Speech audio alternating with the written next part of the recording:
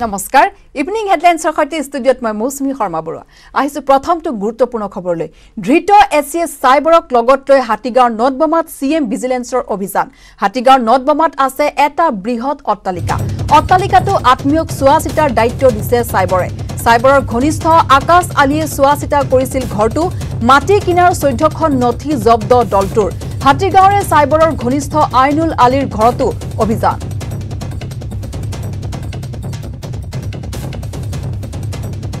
পুনৰ জনাইছো ধৃত এছিএছ সাইবাৰক লগত লৈ হাতীগাঁৱৰ নদবমাত সিএম ভিজিলেন্সৰ অভিযান হাতীগাঁৱৰ নদবমাত আছে এটা বৃহৎ অট্টালিকাটো আত্মীয়ক চোৱা চিতাৰ দায়িত্ব দিছে সাইবাৰৰ ঘনিষ্ঠ আকাশ আলীয়ে চোৱা চিতা কৰিছিল এই ঘৰটো মাটি কিনাৰ 14খন নথিও জব্দ কৰিছে অভিযানকাৰী দলটোৱে হাতীগাঁৱৰে সাইবাৰৰ ঘনিষ্ঠ আইনুল আলীৰ ঘৰটো অভিযান চলাইছে দলটোৱে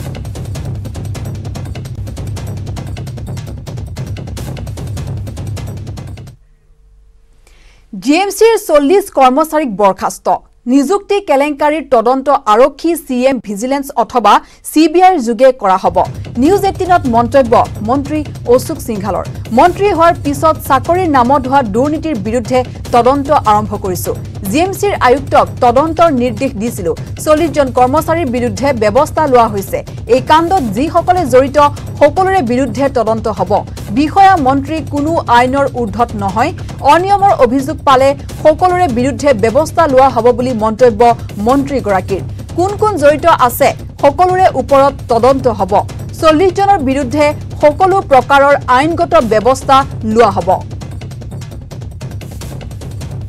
এই ব্যৱস্থাটো হেক ব্যৱস্থা নহয় যত অনিয়ম হ'ব যত কামত মানে হেমাহি হ'ব যত কামৰ কোৱালিটি বেয়া হ'ব প্ৰত্যেকটো জাগাত ব্যৱস্থা লোৱা হ'ব 15 তাৰিখৰ ভিতৰত যদি প্ৰগ্ৰেছ নাহে তেতিয়া মিটিং কৰি আমি ব্যৱস্থা লম আৰু বেলেগ কোনো কথা নাই এতিয়া 40 জন লৈছে বুলি আপোনালোকে যিখিনি অভিযোগ দিছিলে তাৰ ওপৰত 40 জনক ব্যৱস্থা লোৱা হৈছে বুলি কোৱা হৈছে আৰু যদি যেতিয়া অভিযোগ আহিব যেতিয়া কিবা হ'ব আৰু ভৱিষ্যত আমি বেলেগ পন্থা গ্ৰহণ কৰি আছো যে এই গুটে কামবোৰ ট্ৰান্সপাৰেন্ট হ'ব লাগে জিএমচিয়ে গুৱাহাটীত বহুত কাম কৰি আছে 100 কোটি টকাৰ ওপৰত কাম কৰি আছে কিন্তু এটাটো নাম ফলকটো নাই মই আদেশ দিয়া হৈছে যে গুটে প্ৰকল্পবোৰত নাম ফলক লগাব লাগে কন্ট্ৰাক্টৰৰ নাম লিখিব লাগে ঠিকানা লিখিব লাগে ফোন নম্বৰ লিখিব লাগে কি কাম কৰি আছে লিখিব লাগে আৰু কিমান টকাৰ কাম কৰি আছে এটো লিখিব লাগে আৰু সবে দেখিছে যে চৰকাৰ এটা নতুন ৰূপত যাব চেষ্টা কৰি আছে সো এই ব্যৱস্থাটো তেখেতসকলে নিজে লোৱা উচিত আমাৰ ওচৰলৈ যদি আহে যিজনে ব্যৱস্থা লোৱা নাই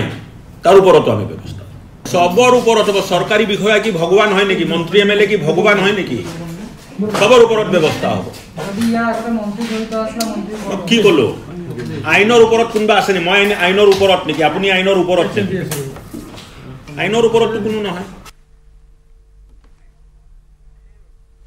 এনএইচপিচিৰ গেৰুকামুখ নামনি সোৱণশিৰি প্ৰকল্পত বান আজি তৃতীয় দিনৰ বাবে উফন্দি আছে নিৰ্মাণৰত ডেম গাৰ্ডৱালৰ ওপৰেৰে বাগৰি আছে পানী নিৰ্মাণৰত ডেমৰ ৱালত খহি পৰিছে বৃহৎ অঘটন হ'ব সোৱণশিৰিৰ নামনি অঞ্চলত এনএইচপিচি কৰ্তৃপক্ষই নিৰ্মাণৰত ডেমৰ ওচৰলৈকে যাবলৈ দিয়া নাই নিৰ্মাণ কাৰ্যত নিয়োজিত শ্ৰমিকসকলক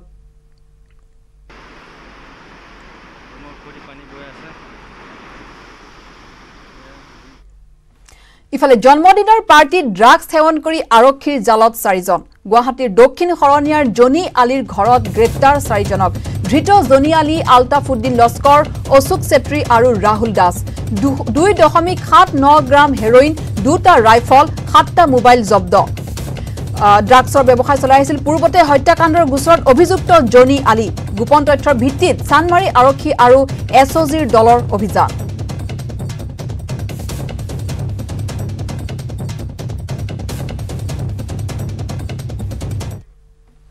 ইফালে ৰেভ পাৰ্টিৰ অন্যতম অভিযুক্ত বিশাল চৌধুৰীক গ্ৰেপ্তাৰ মহানগৰ আৰক্ষীৰ লতাখিল আৰক্ষী আৰু ক্ৰাইম ব্ৰাঞ্চে অভিযান চলাই দিল্লীত গ্ৰেপ্তাৰ কৰে বিশাল চৌধুৰীক গুৱাহাটীলৈ সাপ্লাই দিছিল কোকেইন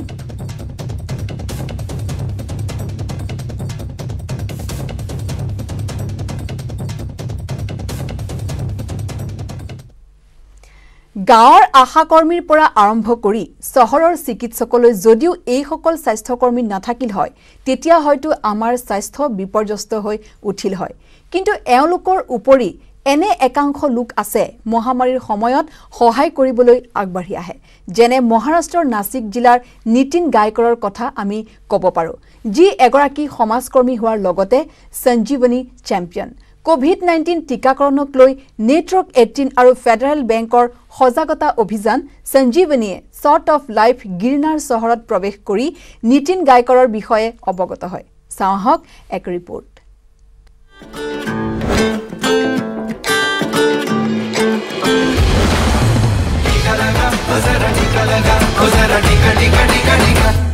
শাক পাচলিৰ ক্ষুদ্ৰ ব্যৱসায়ী নিতিন গায়কৰে কিছুদিন ধৰি বন্ধ ৰাখিছে ব্যৱসায় বাণিজ্য আৰু এগৰাকী সমাজসেৱী তথা সামাজিক কৰ্মকৰ্তা হিচাপে কাম কৰিবলৈ আৰম্ভ কৰি দিয়ে কিছু কিলোমিটাৰ দূৰত থকা অঞ্চলসমূহত ঘৰে ঘৰে গৈ মানুহক খাদ্যৰ যোগান ধৰি আহিছে নিতিনে এই সেৱা কৰোনা মহামাৰীৰ আৰম্ভণিৰ পৰাই আৰম্ভ কৰিছে যি আজিও অব্যাহত ৰাখিছে जो 260 लोगों को खाना रोज का जो गरीब है जो कोविड पेशेंट है उनके सेहत के लिए जो अच्छा खाना है वो सवेरे और शाम में 2 टाइम में खाना देने का काम किया हस्पिटाলত বিছনাৰ ব্যৱস্থা কৰাৰ পৰা আৰম্ভ কৰি ৰেমডেছিভিৰ দৰে গুৰুত্বপূৰ্ণ ঔষধ ক্ৰয় জৰুৰীকালীন অক্সিজেনৰ যোগান কৰোনাত মৃত্যুবৰণ কৰা 17 জন লোকৰ অন্তিম সংস্কাৰ যাৰ পৰিয়ালৰ লোক ভয় শংকাৰ বাবে আগবাঢ়ি অহা নাই সম্ভৱত এনে সকলো কামতেই সহযোগ কৰি আহিছে আৰু ইয়াৰ সকলো খৰচ নিজেই বহন কৰিছে नितिने मेरे मदर को जब कोरोना हुआ था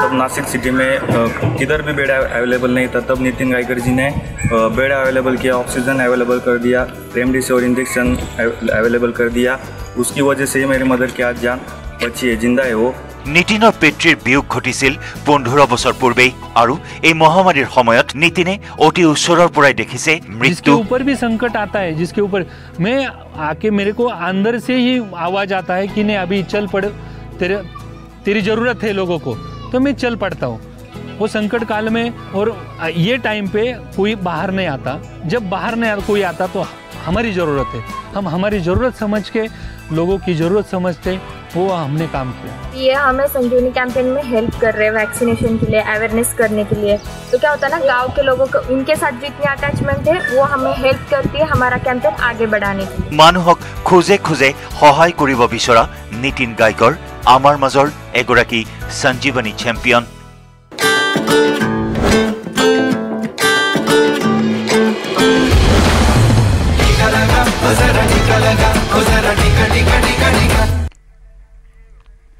পৰৱৰ্তী খবৰ বিশ্বনাথ জিলাৰ বৰজাৰণী ডাইনীৰ সন্দেহত এজন বৃদ্ধক দলবদ্ধভাৱে আক্ৰমণ 2 নং বৰজাৰণীৰ কাছবিল প্ৰাথমিক বিদ্যালয়ৰ চৌহদত লংকি বে নামৰ 62 বছৰীয়া বৃদ্ধজনক মাৰপিট কৰি হত্যা কৰাৰ চেষ্টা চলোৱাৰ গুৰুতৰ অভিযোগ উঠিছে বৰজাৰণীৰ 1 নং বগিজুলি স্থিত নিজ পাম ঘৰৰ পৰা ডাইনীৰ সন্দেহত এখন 4চকীয়া বাহনত 4জনকৈ লোকে উঠাই আনিছিল বৃদ্ধজনক ঘটনাৰ খবৰ লাভ কৰি পৰিয়ালৰ লোক ঘটনাস্থলীত উপস্থিত হোৱাৰ লগে লগে সেই স্থান ত্যাগ কৰে দলটোৱে ডাইনীৰ সন্দেহত দলবদ্ধ আক্ৰমণৰ বলি হোৱা লংকি বেগ আৰক্ষীৰ দলে ততালিকে চিকিৎসালয়ত ভৰ্তি কৰে আনহাতে ঘটনাৰ পিছতে জিনজিয়া আৰক্ষী থানাৰ অন্তৰ্গত তিনিখুটি আৰক্ষী চকীত এজাহাৰ দাখিল কৰিবলৈ উপস্থিত হোৱা পৰিয়ালৰ সদস্যক স্থানীয় গাঁওবুঢ়া ৰামনাথ তেৰণে এজাহাৰত ডাইনীৰ সন্দেহত দলবদ্ধ আক্ৰমণ চলোৱাৰ প্ৰসংগ উল্লেখ নকৰিবলৈ হেঁচা প্ৰদান কৰে কৰি কেৱল মাৰপিট হোৱা বুলি সাধাৰণ এখন এজাহাৰ লিখি সহি কৰাই আৰক্ষী চকীত দিয়াৰ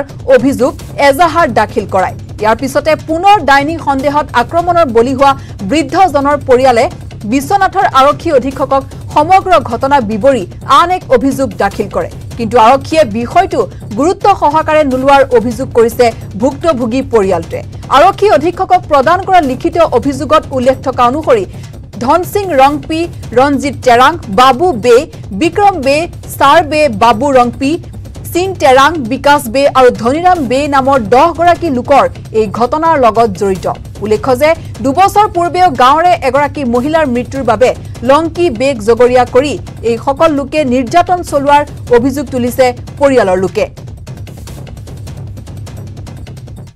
নাই তই শিকিছ তয়ে মাৰিছে তয়ে জান খালে তেনেকৈ জবৰদস্তি ক'ব মানে দায়িত্ব দিব পাই নেকি তাৰপিছত কি হ'ল তাৰপিছত আৰু ধুমধাম মাৰিছে আৰু কোনে এই ৰাইজে কিমানমান মানুহে মাৰিছে আপোনাক 8জন নাম চব কোন কোন নামটো মাৰাটো বাবু, তাৰপিছত বিকাশ, অঞ্জন, তাৰপিছত বিক্ৰম, তাৰপিছত ধন সিং, বাবু ৰংপি, সিং তেৰাং, আৰু একজন কোন আছিলে হো চাৰ্বি, এই 8জন মাৰিছে মোক।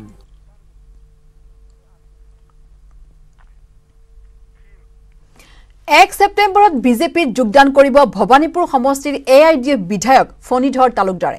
শুকুৰবাৰে সন্ধিয়া ভবানীপুৰ সমষ্টিৰ নিজৰ বাসভৱনত অগপ আৰু বিজেপি কৰ্মীৰ সৈতে হোৱা আলোচনাৰ অন্তত বিধায়কজনে 1 ছেপ্টেম্বৰত তেওঁৰ বিজেপিত যোগ দিব বুলি প্ৰকাশ কৰে। ইতিমধ্যে বিধায়কগৰাকীয়ে সমষ্টিৰ ৰাইজৰ লগতে সমষ্টিটোৰ অগপ আৰু বিজেপি কৰ্মীসকলৰ সৈতে উপ নিৰ্বাচন সন্দৰ্ভত আলোচনা অব্যাহত ৰাখিছে। বিধায়ক পদ এৰাৰ পিছত সমষ্টিটোৰ উপ নিৰ্বাচন হলে অগপই প্ৰাৰ্থিত্ব দাবী কৰিব নেকি বুলি কৰা প্ৰশ্নৰ উত্তৰত কয় যে ভবানীপুৰৰ আসনখন এতিয়া বিজেপিৰ বাবে সংৰক্ষণ হ'ব, যিহেতু তেওঁ AIDF ত্যাগ কৰি বিজেপি দললৈ যাব। গতিকে আসনখন অগপ দলক দিয়াৰ প্ৰশ্নই নুঠে বুলি মন্তব্য কৰে ফণীধৰ তালুকদাৰে। তাৰিখে যদি মই সিদ্ধান্ত লওঁ, 1 তাৰিখে 10টা বজাত মই দলক জনাম, 1 তাৰিখে 12টা বজাত মই সিদ্ধান্ত ল'ম, আৰু সিদ্ধান্ত লোৱাৰ পিছত আপোনালোকৰ যোগেদি মিডিয়াৰ যোগেদি মই জনাম। সেই 1 ছেপ্টেম্বৰ 1 তাৰিখ মানে 1 ছেপ্টেম্বৰ 2021 12টা বজাত বিজেপিত যোগদান কৰা নকৰা সিদ্ধান্ত ল'ম। মই যি দলত যাম সেই দলে চিটটো পাব। এতিয়া মই বিজেপিত যাম, গতিকে চিটটো বিজেপিৰ হ'ব। ইতিমধ্যে মই 1 মাহ ধৰি AUDFৰ মানুহখিনিৰ লগত ঘূৰিয়ে আছোঁ। তেওঁলোকে মোক এটা ভাল সঁহাৰি দিছে, কিন্তু তেওঁলোকৰ মানুহে আমাৰ মাইনৰিটি মানুহখিনি কৈছে যে আমিও চৰকাৰৰ লগত থাকিবলৈ মন যায়। চৰকাৰে হয়তো চৰকাৰৰ লগত থকাৰ কাৰণে ভাল মানুহ পোৱা নাছিলোঁ, এতিয়া আপোনাৰ যোগেদি আমি পাইছোঁ। গতিকে চৰকাৰৰ লগত আমি থাকিম, আপুনি সিদ্ধান্ত লওক। পৰৱৰ্তী খবৰ, সোণাপুৰ কলেজৰ ছাত্ৰ ছাত্ৰীৰ প্ৰতিবাদ। নামভৰ্তিৰ পৰা বঞ্চিত ছাত্ৰ ছাত্ৰীৰ প্ৰতিবাদ।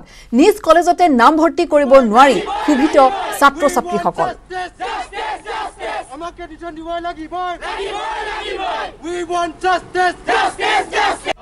মহাবিদ্যালয়ত ইতিমধ্যে ছাত্ৰ ছাত্ৰীসকলে প্ৰতিবাদমুখৰ হৈ পৰা পৰিলক্ষিত হৈছে। তেওঁলোকৰ যি মূল্যাংকন পদ্ধতিৰে উচ্চতৰ মাধ্যমিকৰ যি চূড়ান্ত বৰ্ষৰ ছাত্ৰ ছাত্ৰীসকলে মহাবিদ্যালয়ত চূড়ান্ত বৰ্ষত পাছ কৰিলে, তাৰ পৰৱৰ্তী পৰ্যায়ত যি স্নাতক বৰ্ষত তেওঁলোকৰ নামভৰ্তিৰ ক্ষেত্ৰত কিছু বাধা তেওঁলোকে পাইছে, যাৰ যি মূল্যাংকন পদ্ধতিৰে তেওঁলোকে উচ্চতৰ মাধ্যমিকত উত্তীৰ্ণ হোৱাৰ পাছত যি স্নাতক বৰ্ষত নামভৰ্তিৰ ক্ষেত্ৰত কিছু তেওঁলোকে বাধা পাইছে বা যি কাট অফ মাৰ্ক মহাবিদ্যালয় কৰ্তৃপক্ষই ঘোষণা কৰিছে, তাৰ প্ৰতিবাদমুখৰ হৈ পৰিলক্ষিত হৈছে সোণাপুৰ মহাবিদ্যালয়ৰ ছাত্ৰ ছাত্ৰীসকলে। আমি সোণাপুৰ মহাবিদ্যালয়ৰ ছাত্ৰ ছাত্ৰীসকলে মন্তব্য ল'বলৈ চেষ্টা কৰিম। আচলতে তেওঁলোকে প্ৰতিবাদ কৰিছে। আপোনালোকে আজি দেখা গৈছে সোণাপুৰ মহাবিদ্যালয়ৰ ছাত্ৰ ছাত্ৰীসকল প্ৰতিবাদমুখৰ হৈছে, যিহেতু কি ক'ব? হয়, আচলতে আমাৰ ইয়াত প্ৰায় 100জনতকৈ অধিক ছাত্ৰ ছাত্ৰী আছে, যিয়ে এখন কলেজতে আমি পঢ়িছোঁ, কিন্তু আমাক ইয়াতেই চিট দিয়া হোৱা নাই, আৰু ইয়াতে জাতিভেদ লৈ পেলাই ইয়াক এডমিশ্যন। আৰু ইয়াৰ লগে লগে এতিয়াৰ বাতৰিৰ পৰা মই মৌচুমীয়ে বিদায় লৈছোঁ। ধন্যবাদ।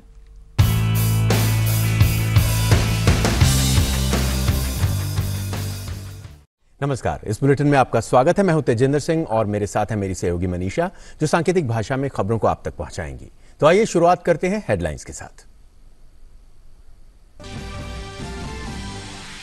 कोरोना से जंग के खिलाफ बड़ी उपलब्धि। देश में पहली बार एक दिन में 1 करोड़ से ज्यादा लोगों का हुआ टीकाकरण। प्रधानमंत्री ने टीका लगवाने वालों और टीकाकरण अभियान को सफल बनाने वालों को दी शुभकामनाएं। देश में 62 करोड़ से अधिक लोगों का हो चुका है टीकाकरण।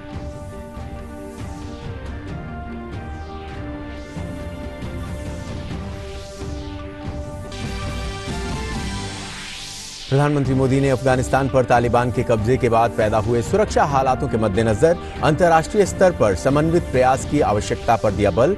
अपने इटली के समकक्ष से फोन पर की बात। दोनों नेताओं ने अफगानिस्तान की मौजूदा स्थिति और इसमें विश्व और क्षेत्र पर पड़ने वाले प्रभावों को लेकर किया विचार विमर्श।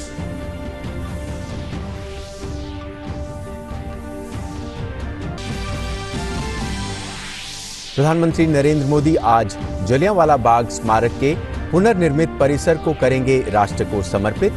वीडियो कॉन्फ्रेंसिंग के जरिए निर्मित संग्रहालय, दीर्घाओं सहित आधुनिक सुविधाओं का करेंगे लोकार्पण।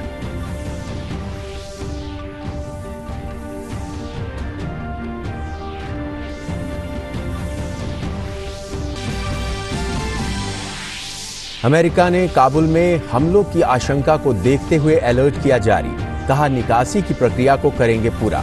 व्हाइट हाउस ने अगले कुछ दिनों को बताया खतरनाक। पेंटागन ने कहा काबुल में एक आत्मघाती हमलावर द्वारा किए गए हमले, रूस ने समावेशी सरकार के गठन के लिए तेजी से प्रयास करने का किया आह्वान। टोक्यो पैरालंपिक्स में भारत की टेबल टेनिस खिलाड़ी भाविना पटेल का शानदार प्रदर्शन, फाइनल में पहुंचकर रजत पदक किया पक्का, स्वर्ण के लिए खेलेंगी मुकाबला। सेमीफाइनल में चीन की खिलाड़ी को दी 3-2 से मात।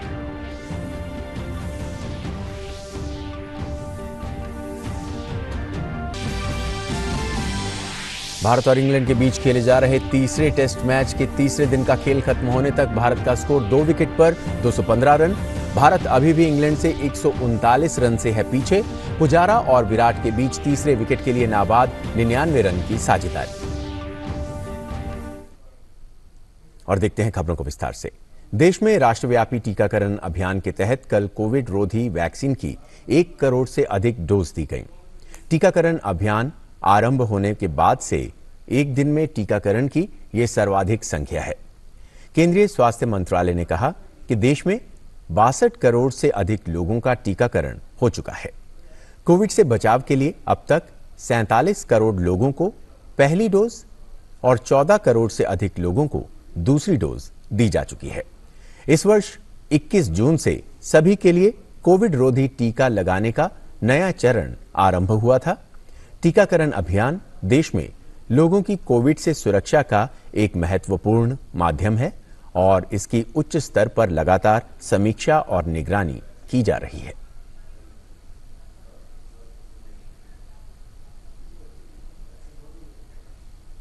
प्रधानमंत्री नरेंद्र मोदी ने ट्वीट करके कहा कि रिकॉर्ड संख्या में टीकाकरण हुआ। 1 करोड़ को पार करना एक महत्वपूर्ण उपलब्धि है। टीका लगवाने वालों और टीकाकरण अभियान को सफल बनाने वालों को बधाई।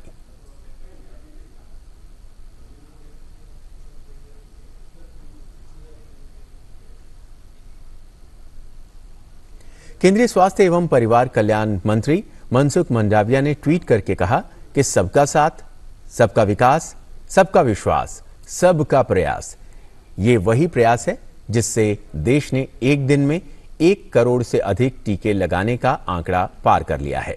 स्वास्थ्य कर्मियों का अथक परिश्रम और प्रधानमंत्री नरेंद्र मोदी जी का सबको मुफ्त वैक्सीन का दृढ़ संकल्प रंग ला रहा है।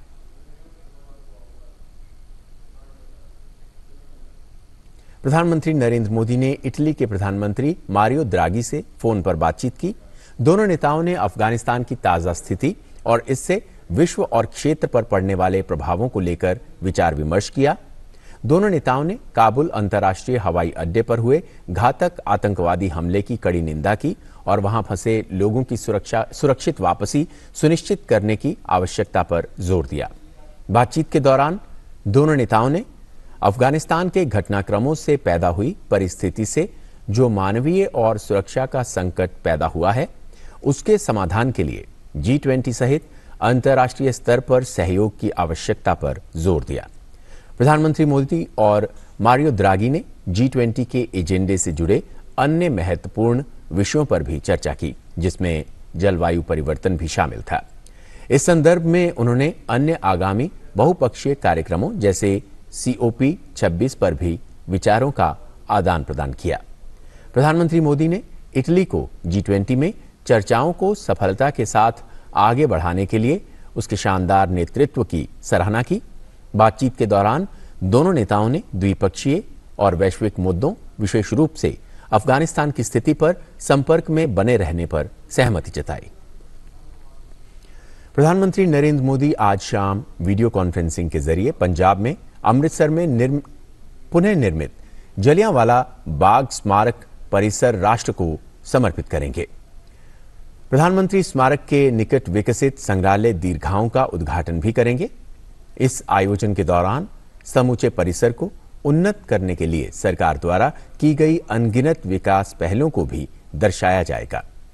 लंबे समय से बेकार पड़ी और कम उपयोग वाली इमारतों का दोबारा अनुकूल इस्तेमाल सुनिश्चित करते हुए 4 संग्रहालय दीर्घाएं निर्मित की गई हैं। ये दीर्घाएं उस अवधि के दौरान पंजाब में घटित विभिन्न घटनाओं के विशेष ऐतिहासिक महत्व को दर्शाती हैं। इन घटनाओं को दिखाने के लिए श्रव्य दृश्य प्रौद्योगिकी के माध्यम से प्रस्तुति दी जाएगी, जिसमें मैपिंग और 3D चित्रण के साथ साथ कला एवं मूर्तिकला अधिष्ठापन भी शामिल है। 13 अप्रैल 1919 को घटित विभिन्न घटनाओं को दर्शाने के लिए एक साउंड एंड लाइट शो की व्यवस्था भी की गई है। अमेरिका काबुल में और हमलों की संभावित आशंका को लेकर लोगों को बाहर निकालने का काम तेजी से पूरा कर रहा है। अमेरिकी सेंट्रल कमांड के प्रमुख जनरल फ्रैंक मैकेंजी ने कहा कि ISIS द्वारा और हमलों के कारण कमांडरों को अलर्ट किया गया है। इन संभावित हमलों में एयरपोर्ट पर रॉकेट या कार धमाके से हमला शामिल है। साथ ही उन्होंने कहा और हमलों की संभावना के बीच अमेरिका लोगों की सुरक्षित निकासी पर बल देगा। इसी बीच लोगों की सुरक्षित निकासी के लिए उड़ानों की संख्या को बढ़ा दिया गया है।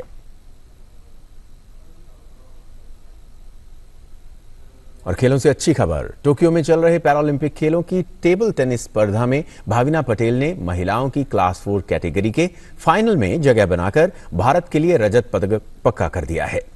सेमीफाइनल में भाविना पटेल ने चीन की झांग मियाओ को कड़े मुकाबले में 3-2 से हराकर फाइनल में जगह बनाई।